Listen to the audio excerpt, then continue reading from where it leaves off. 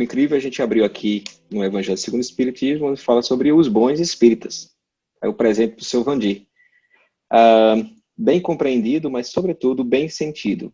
O Espiritismo leva aos resultados acima expostos. E aí ele falou em outro texto acima, né? Que caracterizam o verdadeiro espírita, como cristão verdadeiro, pois que o mesmo é que o outro. O Espiritismo não institui nenhuma nova moral, apenas facilita aos homens a inteligência e a prática da do Cristo, facultando fé inabalável e esclarecida aos que duvidam ou vacilam. Muitos, entretanto, os que acreditam nos fatos das manifestações não lhes aprendem as consequências, nem o alcance moral, ou, se os aprendem, não os aplicam a si mesmos. A que atribuir isso?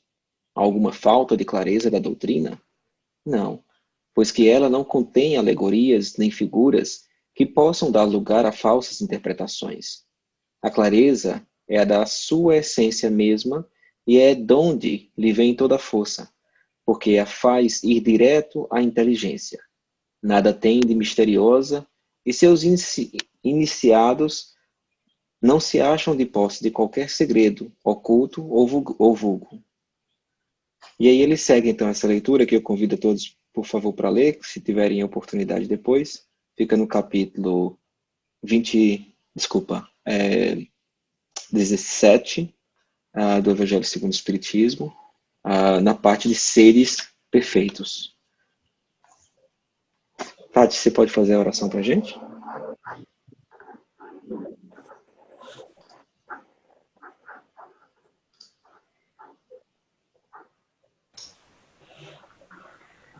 Querido Mestre Jesus, Mãezinha Santíssima, obrigado por mais essa oportunidade, deste momento de união, de estudo, de celebração hoje, por mais um ano de vida do seu Vandir, essa pessoa que nos trouxe essa luz enviada do mundo espiritual. Obrigada, seu Vandir, pela aceitação desse trabalho. E obrigado pela presença de todos aqui nesse momento. Mais um ano se iniciando, mais um ano de trabalho, mais um ano de estudo. E entregamos a Deus esse próximo ano para que tudo se resolva, para que tudo que a gente consiga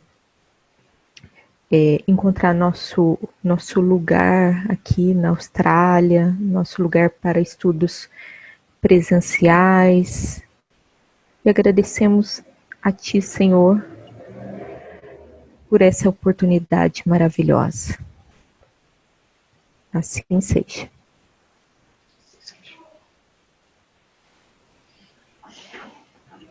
Bom, boa noite a Ana, que chegou agora. Mais uma vez, boa noite. Obrigado a todos mais uma vez. Estamos a casa tão cheia, virtualmente. E aí, esse estudo 48 eu achei maravilhoso, né? Porque ele dá uma pincelada em muitos tópicos que a gente leu durante o ano passado, né? E fala mais uma vez da união, fala mais uma vez da importância do mandato mediúnico, né? E nos traz todos os exemplos do que é esse mandato mediúnico. Então a gente vai começar com as perguntas. A gente tem uma perguntinha ali da Samela de início. Acho que esse da parte da Samela está um pouquinho mais na frente, não está, Samela? Ou tá mais no comecinho? O que é que você acha? Não, tá mais não tá muito no começo, não. Pode ir. Posso fazer um, então, que tá mais no comecinho? Claro. Pronto. Que aí eu acho que também vai servir de bastante aprendizado pra gente, porque eu, a Ana, a Lília, que fazíamos parte de um outro centro espírita, nós observamos em muitas situações a quebra, né, de frequência vibratória positiva de grupos, dentro do centro. Às vezes acontecia discussões e tudo mais, né? Então, assim, eu gostaria de perguntar para o seu Vandir, já que tem tanta experiência, né, com os hospitais, dentro da União, seu Vandir, quais são os fatores que a gente deve observar quando no hospital se encontra com membros ou então grupos que estão em estado de perturbação? E se a gente tirar um exemplo, por exemplo, do que aconteceu ano passado, onde tivemos um hospital espiritual que era vinculado a Maria Cláudia, que se desvinculou, se você puder nos trazer esse exemplo para a gente poder saber, né? Caso isso aconteça no futuro da gente, o que a gente tem que observar? Bom dia para todos. A primeira coisa de um hospital espiritual que nós temos que entender, pessoal, é disciplina e obediência. Se você perdeu essas duas virtudes dentro de um grupo, esse hospital não resiste de jeito nenhum. A doutora Cristina Santos, ela tem uma experiência enorme em negociar conflitos. Experiência enorme. Então, ela consegue, em pouco tempo, contornar uma situação e colocar o pessoal na trajetória do bem, entendeu? E eu lembro que aquele hospital, eu sempre comentava com o Naelso, desde a fundação, eu dizia para ele, Naelso, eu sempre tenho reunião de mentores espirituais. E aquele hospital é apontado como um hospital que ele tem muita ostentação. E a ostentação não leva o hospital espiritual para frente. Então, nós temos que se aproximar do paciente, conversar com ele, mas o que eu percebo ali é que as pessoas acham bonito o salão cheio de pessoas necessitadas, mas esses necessitados não têm apoio. Então, quando você vai, você conversa, eu dizia para ele, eu também converso com os pacientes, e a doutora Cristina, ela tem uma visão muito ampla do futuro, né, de cada hospital espiritual. E ela dizia, olha, se um hospital não se estabelecer em 5 anos, ele fecha. Ele não resiste de jeito nenhum. Então, nós temos 5 anos pela frente para organizar as cabeças, a parte administrativa, tudo. E quando esse hospital ele fechou os 5 anos, a gente viu que tinha muita coisa incompleta. Só que eu sou um servidor de Jesus, eu não imponho nada, eu apenas obedeço aquilo que a espiritualidade está pedindo. E a espiritualidade começou a cobrar mais presença no paciente, entendeu? Começou a cobrar menos ostentação. E na última reunião que ela tinha feito com todos os trabalhadores, ela disse, olha, acendeu o sinal vermelho. Eu lembro como se fosse agora. Acendeu o sinal vermelho. Os trabalhadores disseram, o que foi, doutora? Esse hospital vai cair pela ostentação. E depois de um mês, caiu. Então, isso aqui tudo, no Núcleo Central, a gente tem um grupo muito bom aqui, que a gente veio do nada para alguma coisa. E ninguém se embeleza com isso. A prioridade aqui, Francisco sabe, a prioridade aqui não é o dinheiro, a prioridade não é o Estado, a prioridade é a necessidade humana. Então, mesmo que os hospitais estejam em país primeiro mundo, não existe problema de primeiro nem segundo mundo. Todo problema é um problema. E nós temos que tratar os problemas tentando salvar almas.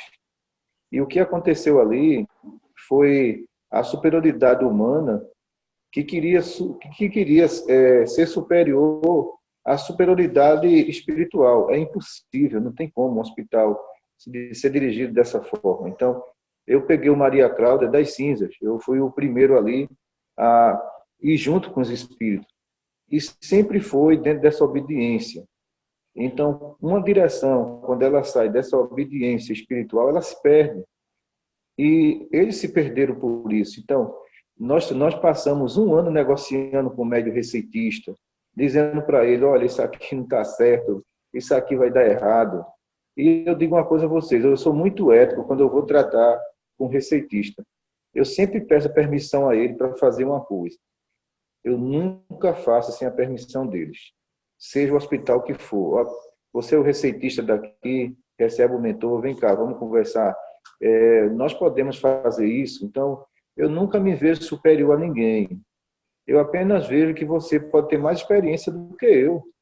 Ou então a minha colocação pode estar equivocada. E, de repente, as questões que eram espirituais foi para o pessoal. Aí quando vai para o lado pessoal, está perdido, não tem retorno nenhum. Não tem retorno. Então, mediunidade fica uma lição muito grande com relação àquele hospital.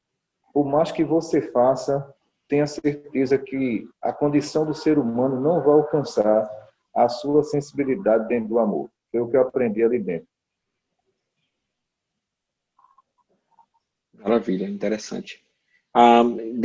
Só para completar mais um pouquinho nesse ponto, seu Vandir, dentro do que a gente observa de um trabalhador, existe alguma característica que a gente deve observar quando um trabalhador está fazendo algo assim? Ou seria mais, fora se atrasar, né, digamos assim, não no quesito de se atrasar num trabalho ou algo mais, num outro, existe mais alguma outra característica fora essa que a gente deve observar e deve prestar atenção para poder auxiliar, não é? Como a doutora mesmo Cristina estava falando, ela dizia que o médium é aquele que se importa com cada um dos trabalhadores, não é? Que quer ajudar, não para fofocar, mas ele quer saber o problema de cada um dos trabalhadores para poder ajudar e auxiliar ele a sair daquele... Então, qual seria esses pontos que a gente teria que observar, assim? Eu vejo que aqui no Núcleo Central, nós estamos aqui com a equipe de médicos que faz 26 anos que está aqui dentro. Eu acho que o grupo deve ter o que você quer de melhor para o espiritismo e para o paciente. Então, o trabalhador que vai em busca de cargo, trabalhador que vai em busca de destaque. Então, eu nunca penso dessa forma. Aquilo que eu aprendi é aquilo que eu posso oferecer para vocês. Para o túmulo, só vai meu corpo, meu espírito não vai. Mas minha consciência vai estar tranquila, porque durante esses 26 anos, quantos médicos não foram formados, quantos receitistas aí está espalhado pelo mundo. Então, conhecimento é transferência. Conhecimento não é para si, não é você guardar para você, é transferência. Então, se qualquer um de vocês me perguntar, olha, essa técnica aí você me ensina, a técnica não é minha, dos espíritos, eu vou ensinar. Eu vou ensinar, e se você tiver fé, o resultado vai ser o mesmo que eu faço. Francisco acompanhou Sala Periférica, a doutora Cristina ensina todo mundo. Então, eu aprendi com a dona Maria Cláudia que nem o conhecimento nos pertence, ele é transferível. Então, vamos transferir. O que me preocupa em alguns trabalhadores, já no curso, é a questão da ostentação de conhecimento, né? Então, ele quer saber mais do que o outro. Esse trabalhador ele não vai se encaixar, ele vai se perder, entendeu? Então, às vezes, ele só vê defeito, ele não vê virtude. Quer dizer, quando eu vou comentar algo de alguém, eu coloco primeiro as virtudes dele. Tem virtude, mas tem um defeito ali que a gente vai se esforçar para ele melhorar. E às vezes a gente recupera. Então, o espiritismo não é punição, né? O espiritismo é correção. Ninguém vai punir ninguém, a gente vai orientar. Então, por isso que vocês que estão começando aí, entendam que vai aparecer trabalhadores que vai ajudar. Mas pode ser que apareça trabalhadores que queira tumultuar o trabalho. Então, esses nós não damos preferência para eles. Obrigado, senhor Vandir. Alguém mais tem uma dúvida com relação a esse ponto? Não? Então, a gente pode partir para a segunda pergunta ali, né? Aí eu acho que a gente já podia entrar mais para frente com as dúvidas que a Samara colocou ali, né?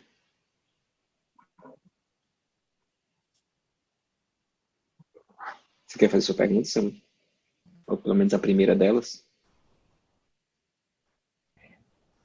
Deixa eu só pôr aquela aqui de novo, porque eu caí aqui na internet. Ah, tá. Aqui, o estado de brilho do campo magnético significa equilíbrio. Esse equilíbrio adquirimos com o tempo e estudo? É natural termos incertezas se conseguirmos realizar o trabalho de ajuda ao próximo, por às vezes não conseguir ajudar a si mesmo, não assim, não se ajudar, mas às vezes você não conseguir se mudar em algumas questões, né? Eu falo isso porque às vezes eu sinto um pouco, sempre me bate às vezes uma dúvida, né? Até quando eu fui para começar os estudos, eu falei pro Chico, né? Eu falei, Chico, mas eu não conheço nada, né? Eu nunca estudei, eu nunca fiz nada. Talvez seja melhor pro meu marido, que já, né, que vivenciou muito mais do espiritismo do que eu e tal. Então, às vezes, bate essa questão, né? Essa insegurança. Vê só, Sandra, evolução é construção diária, é análise de si mesmo, é conhecer cada atitude nossa e se esforçar para corrigir. Ninguém vai evoluir do dia para a noite. Isso aí é fanatismo, praticamente possível. Mas a gente pode se corrigir um pouco do dia para a noite, até a gente chegar a um estado de paz e de harmonia interior. Às vezes a gente se preocupa com o mundo em nossa volta, mas existe um mundo dentro de nós que a gente não conseguiu dominar, que nos domina, né? Que é o mundo das emoções. Então, por isso que o passo a passo é fundamental para o nosso processo de evolução. Cada vez que a gente nos compreender, a gente vai compreender a nossa missão, vamos compreender a nossa expiação. Mas se a gente não nos compreender, tudo que está em nossa volta é tudo insatisfação. Por mais que venhamos ter, é insatisfação.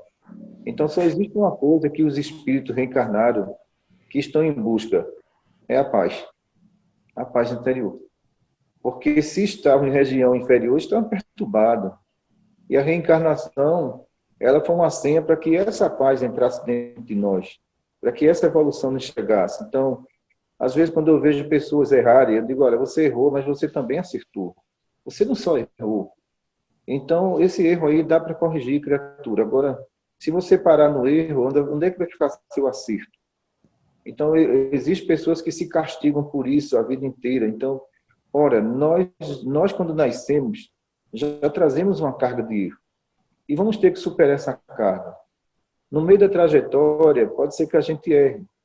Mas não foi a trajetória toda, foi no meio da trajetória. Então, a gente respirar, voltar e evoluir de novo. Verdade.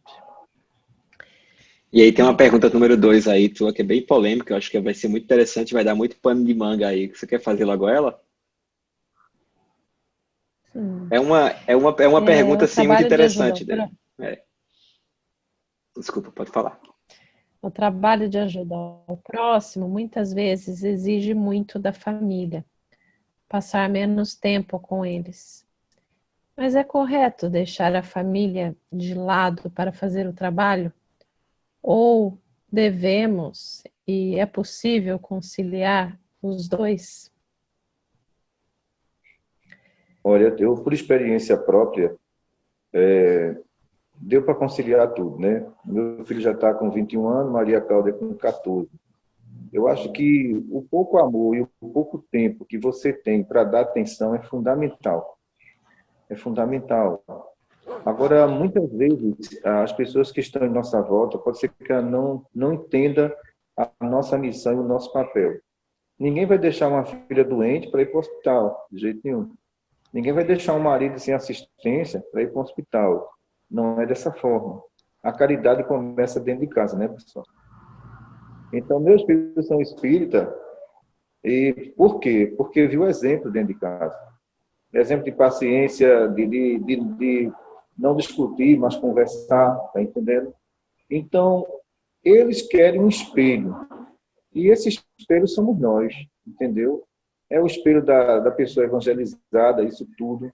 Mas, doutora Cristina, aqui, às vezes tem trabalhador que ele falta, e aqui é o seguinte, o trabalhador faltou, ele não pode trabalhar, porque ele tem uma falta. Então, olha, doutora, mas eu estava dando assistência ao meu marido. Então, pode trabalhar. Isso é uma justificativa.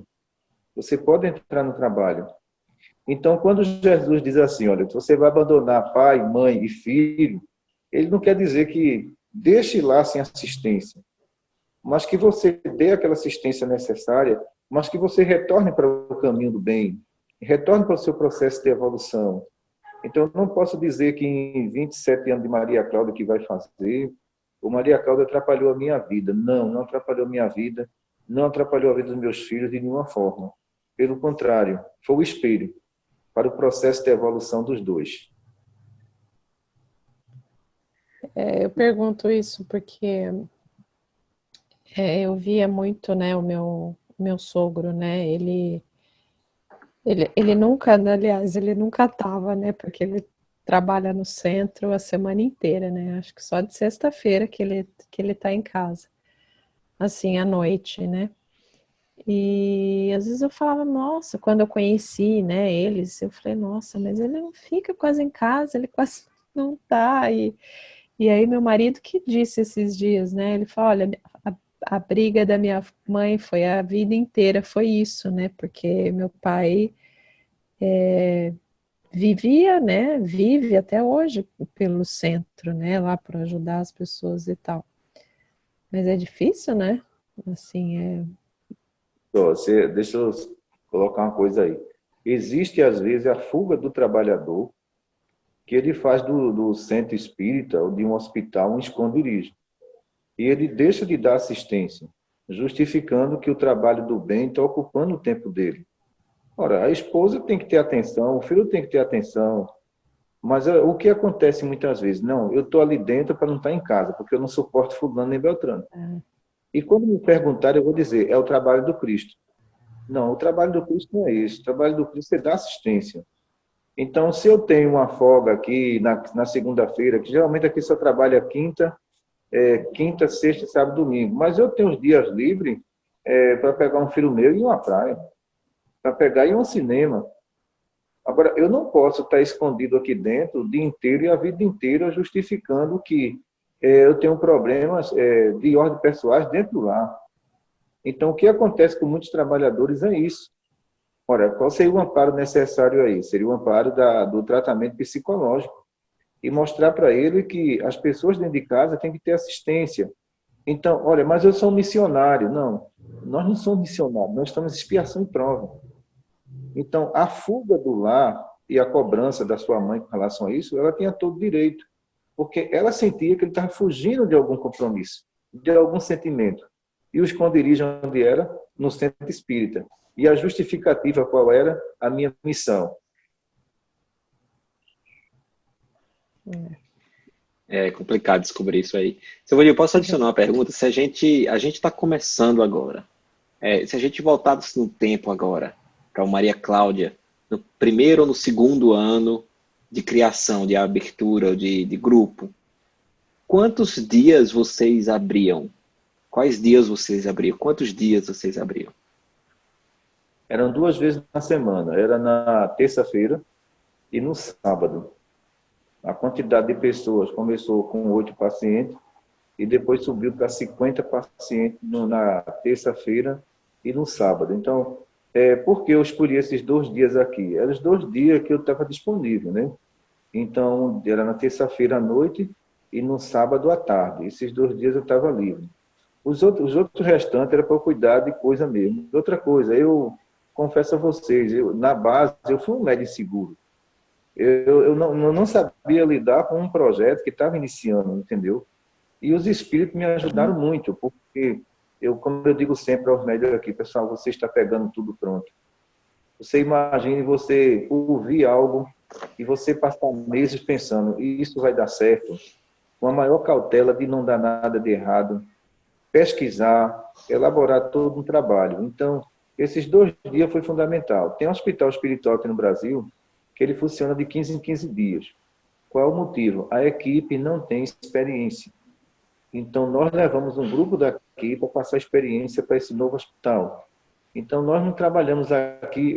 Eu no início, eu fazia de tudo aqui dentro. Porque não tinha, né? 2 anos de fundação, não tinha ninguém. Eu era doutrinador, palestrante, médico psicográfico. E eu dizia para a mentora, olha, minha dívida é muito grande, porque eu tenho que fazer de tudo. E eu dizia, tenha paciência que vai chegando. E hoje em dia, tudo está bem dividido. Eu não tenho mais sobrecarga nenhuma. Chegar aqui de 5 horas da manhã para mim, graças a Deus. Isso não me cansa. Agora, no início foi muito difícil, porque fui eu sozinho, mas agora não. Agora está tudo calmo, tudo bem dividido. Então, a minha carga aqui agora é muito pouca. É muito pouco. O senhor pode vir para cá. Ensinar a gente, né? Porque todo mundo às vezes fica muito difícil. De repente o senhor vem para cá e faz um Passa um tempo aqui. Passa um tempo aqui com a gente. Pode estar um negócio sério aqui no Brasil. Porque o pessoal, eu falo muito bem dos estudos de vocês, tudo. Então eu falo, ei, não é assim não. O senhor vai ficar aqui, viu? O senhor não vai deixar de ir para lá e não voltar mais, não. Calma, eu tenho compromisso todo tempo. Aí tá vendo que esse ciúmezinho, viu? Principalmente seu Joab. Vai deixar aqui em Baú agora pela Austrália. Calma, homem. Não é assim, não.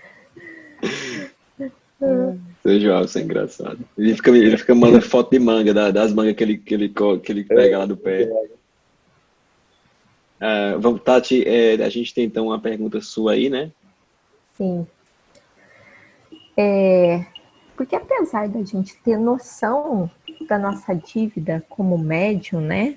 Que aí agora é tão falado nas palestras, e ainda assim a gente é tão fraco e tão resistente em cumprir nossos compromissos. Assim, a gente tem essa noção do trabalho e mesmo assim eu acho que a gente ainda anda com os passos tão pequenos. Tão pequeno ainda. Eu não sei, eu me sinto assim. Não sei se eu acho que eu tô começando tão tarde, apesar de eu nascer numa família espírita, parece que eu tô começando tão tarde. É porque a gente sempre acha que vai viver um dia a mais. Se a gente pensar que vai ser o nosso último dia, a gente vai se esforçar mais pelos outros e por cada um de nós. Mas a gente acha que tem que adiar. E, de repente, 10 anos se passa, 15 anos se passa, e a gente adiou e só fez adiar, a gente não assumiu, entendeu? Nós sempre achamos que podemos dar prioridade àquilo que está mais próximo de nós. Isso é prioridade, eu toco, eu vejo. Mas o mundo espiritual, para muitos, não é prioridade. Porque você não está dentro dele, você está fora dele. Então, as nossas conquistas, tudo, né? Eu lembro que, quando eu agarrei esse trabalho dado pela espiritualidade, eu lembro que a mentora espiritual chegou para mim e eu queria cursar o 2º ano do ginásio, né? E ela disse, olha, tu já aprendesse tanto em vidas passadas e se enrolasse todo. Não é melhor parar por aí? Eu disse, e foi. Então, peraí. Não é melhor agora o senhor cuidar do lado espiritual, porque o intelectual levou uma queda. Eu disse, mas eu vou ter que parar por aqui. Só, olha, é livre-arbítrio. Agora, se continuar, a sua vaidade vai lhe devorar. Então, se você trabalhar o espiritual, ótimo. O intelectual já tem dentro de você, trazido de vidas passadas. Então, não vejo necessidade mais de o senhor estar em busca com essa sede de intelectualidade. Vamos parar por aí? Eu estou parando agora. Então, estou parando agora. Se preocupe, não. Eu posso fazer curso disso, curso técnico, essa coisa toda, mas avançar, o meu espírito está dizendo que vai dar errado. Está entendendo? Às vezes a gente vê na existência trabalhar humildade e espiritualidade. Porque em outra fomos cientistas orgulhosos, produzimos para matar, e a espiritualidade agora vetou. Você vai conhecer agora o mundo espiritual, porque o mundo físico você faliu, né? Eu vou confessar, eu acho que eu tenho um pouco disso, assim, eu acho que eu já falei feio, viu? Eu vou confessar, não sei porquê, mas eu já falei feio com a área de saúde mesmo. E todos os receitistas são comprometidos com a área de saúde, viu? Todos eles. Eu tenho muito sonho que eu trabalhava assim, em curar, e aí eu tenho muito medo, eu falo assim, eu não estudei, eu não posso fazer isso. E eu tenho esses sonhos desde de pequena. Então eu acho que eu sou comprometida e assim, na minha cidade eu sempre tive o sonho de fazer psicologia. E eu comecei a faculdade e não consegui terminar a psicologia, né? E era meu sonho. Então, acho que ficou um negocinho assim que eu não terminei, mas aí agora eu tô compreendendo. Eu acho que eu não ia dar certo. Não era minha missão.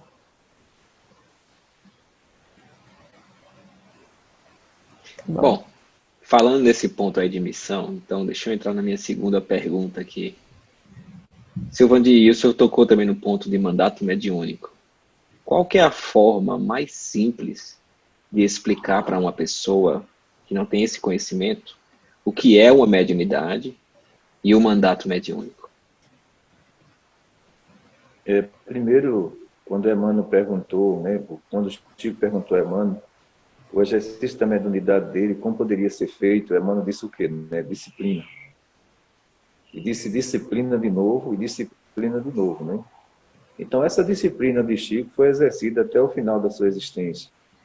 E sempre a juventude, a gente sempre trabalha neles essa questão, disciplina de horário, organização, porque a doutora Cristina sempre diz uma coisa, olha, eu estou preparando, não é espírita só, é profissionais que um dia vai trabalhar numa empresa. E se aqui você é disciplinado, aonde você chegar, você vai ser bem aceito. Nós não podemos causar o pânico mediúnico, quem vai começar. O pânico mediúnico é aquele que o jovem é médium e você diz para ele que agora ele vai ter que ir para a mesa. Não pode. A gente tem que saber trabalhar eles, a cabeça deles. Existe dúvida, existe um mundo de diversão e de paixão lá fora. Então ele vai ter que se adaptando aos poucos. Agora existem uns que já vêm determinados, né? Eles já são médios missionários mesmo. Então, o caso de Ana e Pâmela, eu conheci Ana com 11 anos de idade já recebendo HF. Pelo amor de Deus, toda essa menina não tem condições não, olha para ali. E a médica dizia, não, mas é uma mediunidade espontânea, ninguém está forçando nada. E ela bem magrinha, com 11 anos, as entidades pegavam ela e diziam, meu Deus, a gente vai ter que tratar dessa criatura. E ali estava, né, uma grande relíquia, porque ela entende de tudo dentro de hospital. Então, ela já passou pelo projeto em vidas passadas. E hoje a gente sabe que ela faz qualquer tipo de comunicação. E hoje ela é a base da juventude de todos os hospitais, é um exemplo de juventude. Então, como a gente conquistou Iane? Passando segurança. Toda segurança, todo apoio psicológico para ela, para que ela saísse daquele quadro de receber comunicação espontânea, porque era muito perigoso. Ela não tinha controle, ela não tinha conhecimento para isso, mas tinha mediunidade que atraía. E depois disso a gente passou individualmente a orientá-la, né? Como se defender das comunicações espirituais. E hoje, graças a Deus, Iane doutrina, Iane psicografa, faz palestra, faz tudo, né? Pois é. É verdade, é muito bonito. E as palestras dela parece que é uma pessoa assim, muito senhora, muito sábia. Você não vê que ela tem pouca idade. Se você só escuta ela falando, você fala, não é uma menina que ela tem 19, 20 anos, né?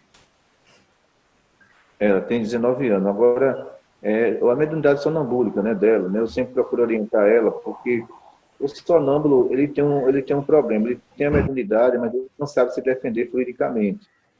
Aí essas entidades se aproveitam. Aí, às vezes, pelo zap, eu vou orientando ela, olha, usa fluido neutralizante. Você consegue neutralizar essa ação. Use fluido calmante. Você consegue acalmar essa entidade. Então, o médium sonambúlico, ele tem que aprender muito sobre fluido. Porque sobre comunicação é muito fácil. Mas qualidade fluídica, ele tem que ter a base para ele saber se defender. Obrigado, Silvandir. Tati, a gente tem uma pergunta sua ali, uma segunda pergunta sua. Alguém mais quer perguntar? A Samara já passou as perguntas. Tem uma da Lília, né? Da Lília. Tem da Cíntia também. Tem a Lília. A da Cíntia é um pouquinho fora do assunto, eu vou deixar um pouco para depois. Tá. Mas tem a da Lília e depois eu vou voltar para uma minha, que é o finalzinho do texto. Então tá, pode ser. Senhor Vandir, a Iane, ela começou os estudos, o trabalho no centro, então, com mais ou menos 11 anos, né? Mas vocês têm algum trabalho de evangelização infantil para crianças, tipo para crianças novas de 5 a antes dos 7 anos, né? Para preparar a moral desses espíritos antes dos 7 anos? Vocês têm algum trabalho assim? Interessante que esse trabalho já começa na sala periférica com a gestante, né? Doutora Cristina evangelizando o espírito que vai chegar, né? Já começa aí. Mostrando para ele que a Terra é um estado de perturbação constante e que ele vai ter que ser forte, vai ter que resistir. Então, essa conversa dela, muitas vezes o espírito que vai reencarnar está bem próximo da mãe. E naquele momento é um diálogo fantástico entre ela e os espíritos. E quando a gente nota que essa criança nasce, ela tem muito do que ela ouviu de doutora Cristina. Ela tem muita atitude dentro do processo de evolução. E hoje a maioria da juventude que está com 20 anos aqui foi tratada desde a barriga. Então nós temos o ciclo de evangelização de 5 anos de idade. Aí temos o ciclo também de 12 anos de idade. Aí temos outro ciclo de 15 anos acima. Então, a partir de 5 anos de idade já começa a evangelizar aqui. Ai, que legal. Trabalho para o futuro, né? Porque eu gostaria de... Eu tenho um projeto de fazer uma coisa assim, num domingo, uma evangelização infantil, mas assim, nem sei como começar, mas eu gostaria de fazer um pouco disso. Até eu vejo para o meu filho, sabe, que eu não quero deixar o tempo passar e não ter esse cuidado. Mas aqui nós temos um planejamento anual para cada ciclo, entendeu? Aí você, precisando desse planejamento, a gente envia. Ah, que bom, obrigada. Eu falo com a Iane a respeito disso. Cunhana.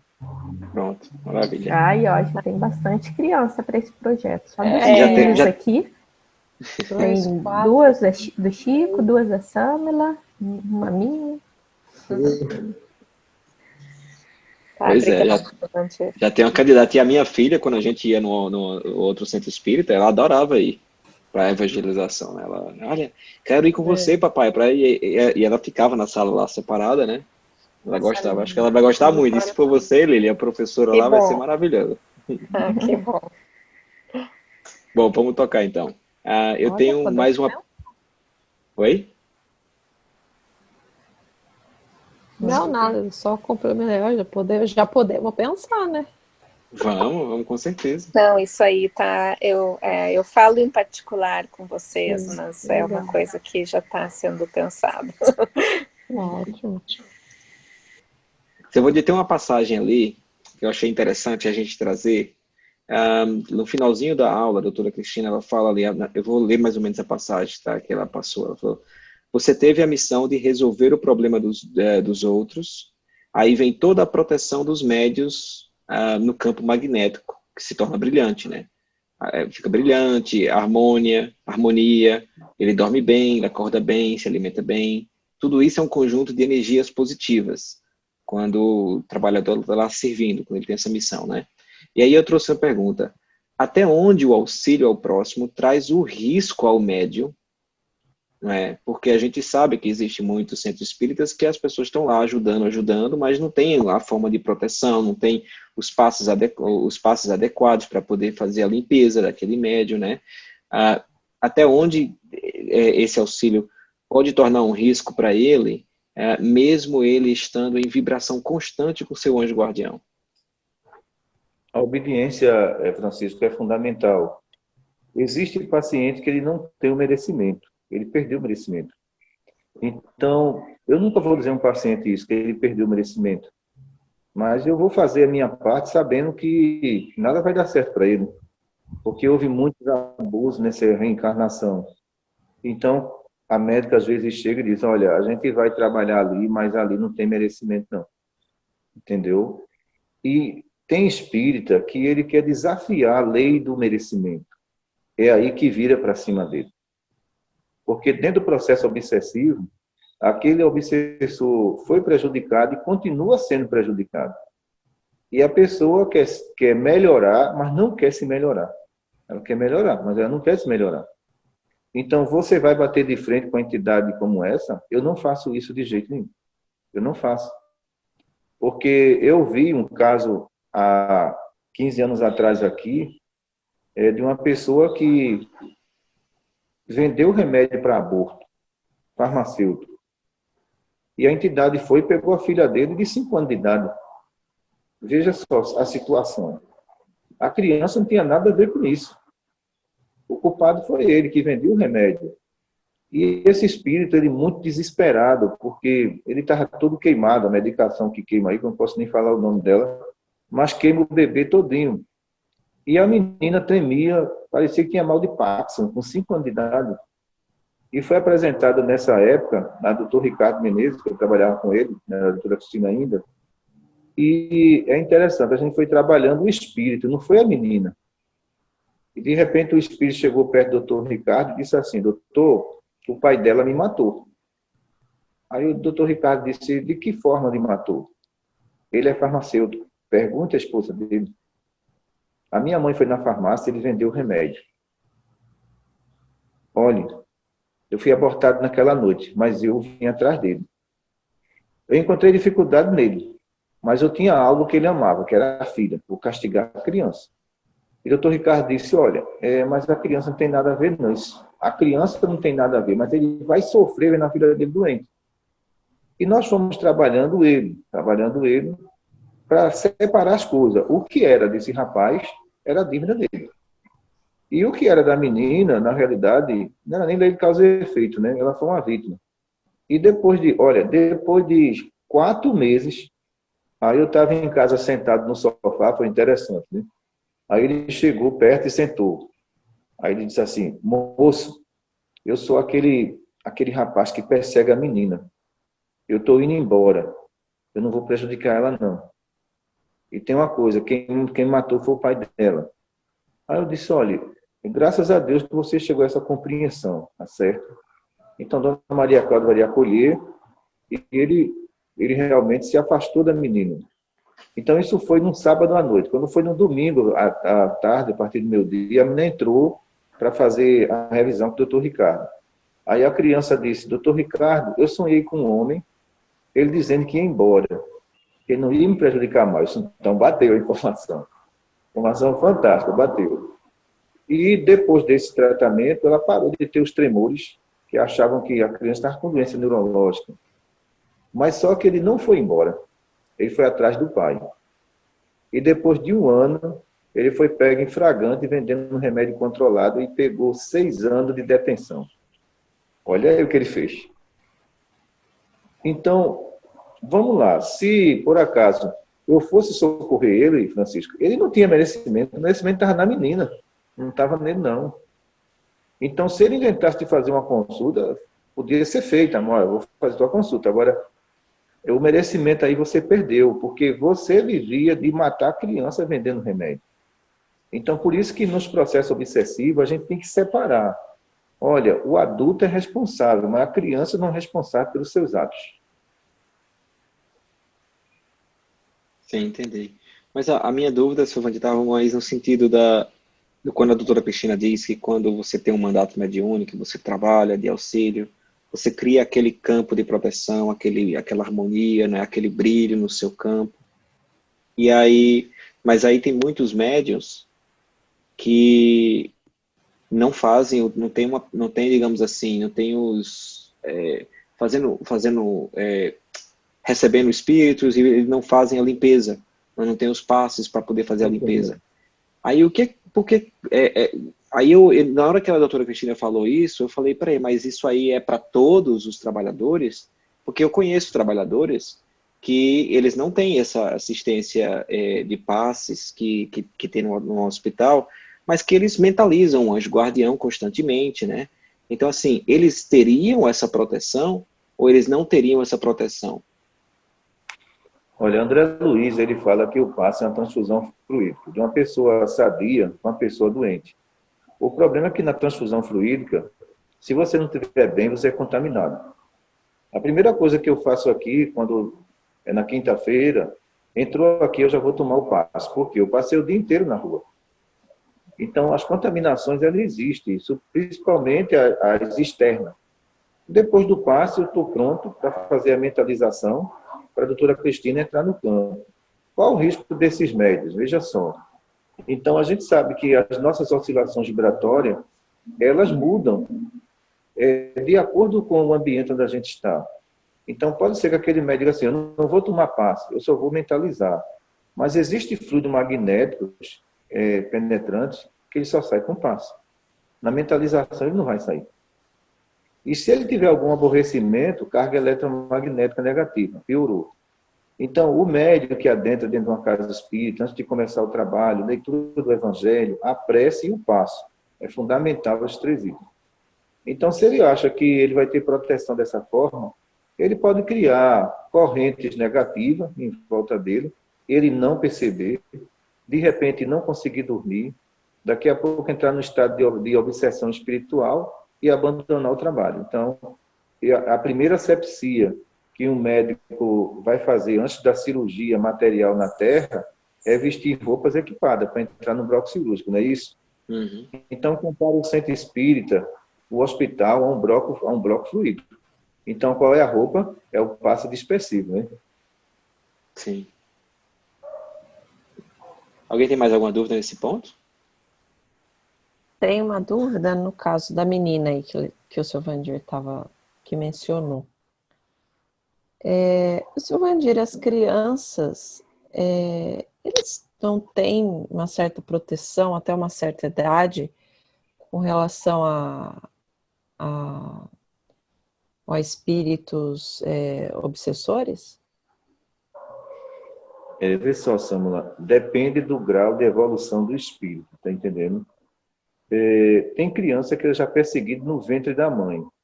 O grau de evolução desse espírito não é bom. A carga de causa e efeito nele é muito alta. Já tem outros espíritos que a gente observa só pela face dele a paz que ele transmite. Então, ele tem evolução. Então, a proteção na Terra se dá pela evolução de cada espírito, na individualidade. Então, nós criamos no movimento espírita uma coisa, é assim, toda criança são protegidas, depende do estado de evolução da criança. Todas as crianças não são protegidas, porque para a gente ter uma base, existem crianças que com 8 anos de idade, ela já tem instinto de perversidade. Ela tem proteção? Não. É característica do espírito dela.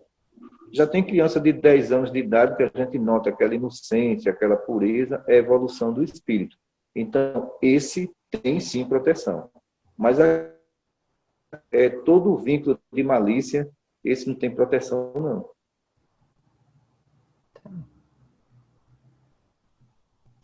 E aí, queridos, tem mais alguma dúvida? Tem a pergunta da Ilha da Cíntia no finalzinho, mas tinha uma da Tati. Você vai querer fazer a sua, Tati, antes? Você que sabe, Chico. Faz, então. Tá. Seu Vandir, a respeito das pessoas, nos estudos fala assim, as pessoas que vieram com mais dinheiro, né? Até cita que muitos médiuns não é dado, né, a oportunidade assim, de ter dinheiro, porque senão não faz o trabalho mediúnico. Mas aí cita assim, as pessoas que têm mais dinheiro são um espírito com propostas de ajuda ao próximo. Mas não é isso que a gente costuma ver aqui na Terra. O que acontece espiritualmente com essas pessoas, assim, que vêm com essas propostas e não cumpre? Porque o que a gente vê é a ambição, ninguém se preocupa com o próximo, o que é de costume a gente vê, né? Exato, vê só, quando a gente compreende o mundo que a gente veio, a gente vai compreender que um dia vamos voltar, para prestar conta. Então, eu sempre pensei dessa forma. Eu vim para a Terra pelo estado temporário, mas vou ter que voltar. Então, a vinda é necessária. Dona Maria Cláudia diz isso, a vinda é necessária, mas a volta é obrigatória. Então, claro que é obrigatório. Então, muitos médios, eles alegam falta de recurso material. Eu nunca aleguei isso. Então, o trabalho com Jesus, você faz até com a força do pensamento, que é um trabalho. Agora, se apoiar em bases financeiras para não exercer o mandato mediúnico, é uma falha muito grande de muitos médios. Ou muitos médios que, na verdade, dizem assim, olha, Eu só faço isso se me render dinheiro. Então, é muito complicado. Porque nós estamos aí com um estudante de medicina espiritual na França, que tem um trabalho lá, espiritualista, né?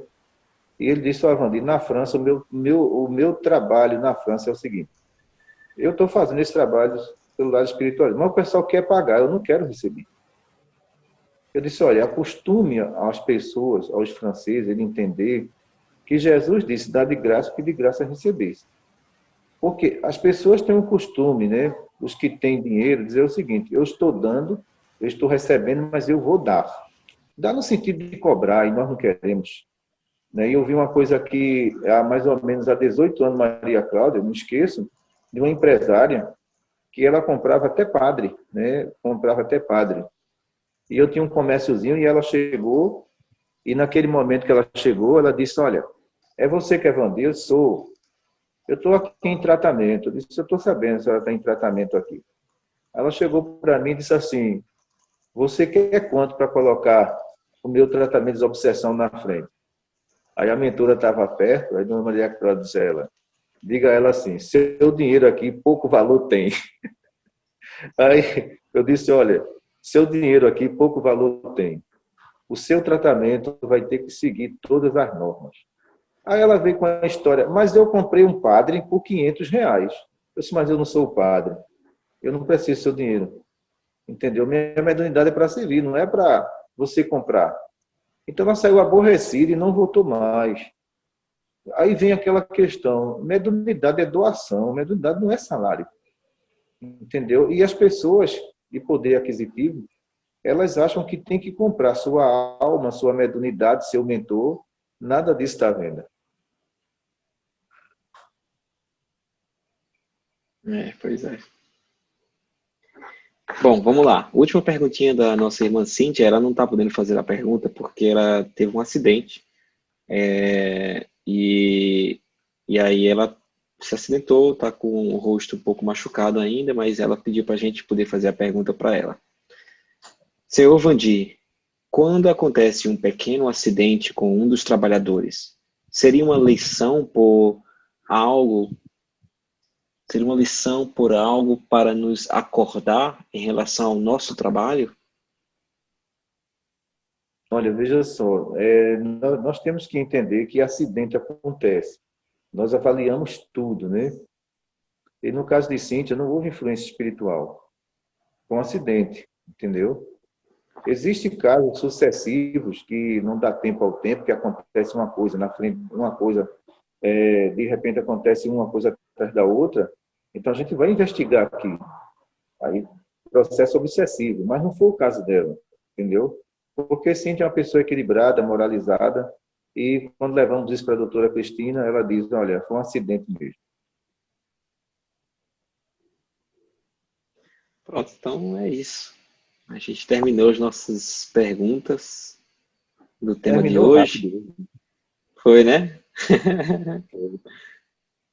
Pois pode ficar mais com a gente se você quiser, viu? Seu aniversariante, sua presença é uma honra para a gente. Bom, só quero agradecer a vocês pela homenagem ontem, né, no Facebook, que Francisco colocou lá. E o pessoal entrou, todos eles, né? Isso é muito importante para eles, porque eu sempre vou passar uma coisa para vocês.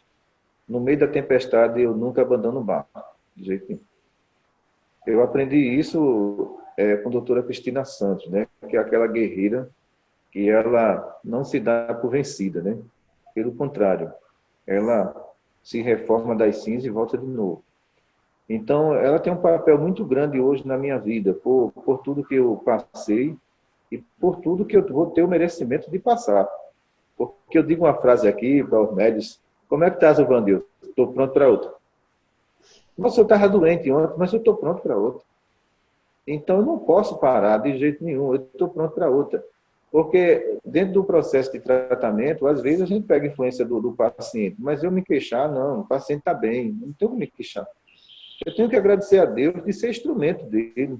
Vou me queixar por quê? O espírito está bem, está internado na enfermaria. E eu digo sempre à mentora, a cada data de aniversário que eu tenho, eu digo a dona Maria Cláudia, vem cá, eu digo, isso é uma vitória que não é minha. é da justiça divina. E ela diz, por quê? Porque eu já mexi no Nordeste com todas as falanges do Rio. Isso é muito raro. Eu digo sempre, cada ano que eu completo, acho que é uma festa lá em cima. Porque eu digo sempre isso aos trabalhadores. Porque eu disse, olha, eu mexi no Nordeste com todas as falanges. Eu estou inteiro, eu não tenho nenhuma sequela, estou inteiro. Então, eu agradeço muito a Deus por ter me dado esse papel de desarticular todas essas falanges. Era por viver até os 40 anos, pelo que eu já fiz em termos de desarticulação obsessiva no Nordeste. Eu já avancei muito, eu já estou no lucro, pessoal. Avancei muito. Não é fácil, não foi fácil você lidar com hipnose na região Nordeste. Aqui era o centro de toda a hipnose no mundo, era aqui. E a justiça divina dando suporte, vamos lá, e hoje em dia os casos de hipnose caíram muito mesmo. Muitas entidades foram resgatadas para o mundo transitório, e eu estou vivo. Então eu tenho mais a que agradecer e estou pronto para outra, viu? Muita paz para vocês, muita luz. Boa noite para todos. A gente Obrigada, que agradece. Seu Vandir, antes do senhor ir, como eu falei que hoje é o aniversário do senhor, mas o presente é nosso, e a gente vai começar a fazer as orações finais. Você não quer fazer uma oraçãozinha final para a gente, não? Quero sim, certeza. E ao lado aqui de doutora Cristina, dona Maria Cláudia está aqui hoje, né? Olha. Maria Santíssima, Mãe de todos nós, só temos a Te agradecer, Maria, e a Te servir. Servir aos necessitados que colocam em nosso caminho, para que sejam socorridos e sejam envolvidos pelo Teu manto de amor, Maria. Estamos aqui, Maria, para servir a todos aqueles que estão em busca da luz, e que as dores sejam sanadas por Ti, hoje, agora e sempre. Muita paz para todos e obrigado.